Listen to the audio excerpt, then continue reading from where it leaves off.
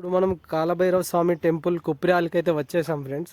మనకు కాశీలో ఎలా అయితే విగ్రహ ప్రతిష్ట అలా నిర్మాణం అయితే ఎలా ఉందో సేమ్ అలానే మనం ఇక్కడ చూస్తున్నాం. ఇది చాలా మనకు ప్రశాంత వాతావరణం అయితే ఉంది ఫ్రెండ్స్. ఇక్కడ మనకు ఒక వచ్చిన టెంపుల్ని విజిట్ చేసినట్టయితే చాలా భక్తులు కూడా ఏదో కొన్ని దాతలుగా చైర్స్ అవి ఇవి ఇచ్చారు ఫ్రెండ్స్. ఇక్కడ మనకు మేడి చెట్టు, రాగి చెట్టు, దానికి సంబంధించిన మూడు ఒక దగ్గర కలిసిన చెట్లు అనేది ఉన్నాయి. ఈ రాగి చెట్స్ వాటికి సంబంధించిన మొక్కలు చాలా అద్భుతంగా వీళ్ళైతే ఇక్కడ చూస్తున్నాం ఫ్రెండ్స్.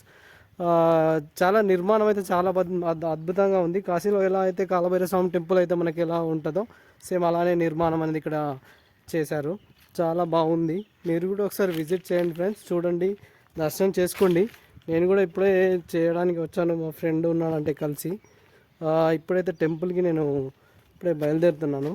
మీరు కూడా ఒకసారి దర్శనం చేసుకోండి, బాగుంటుంది. మీరు కూడా ఏమైనా నచ్చిన కోరికలు ఉంటే కోరుకొని దేవుడి అనుగ్రహం తీసుకోవాలని కోరుతున్నాను ఫ్రెండ్స్.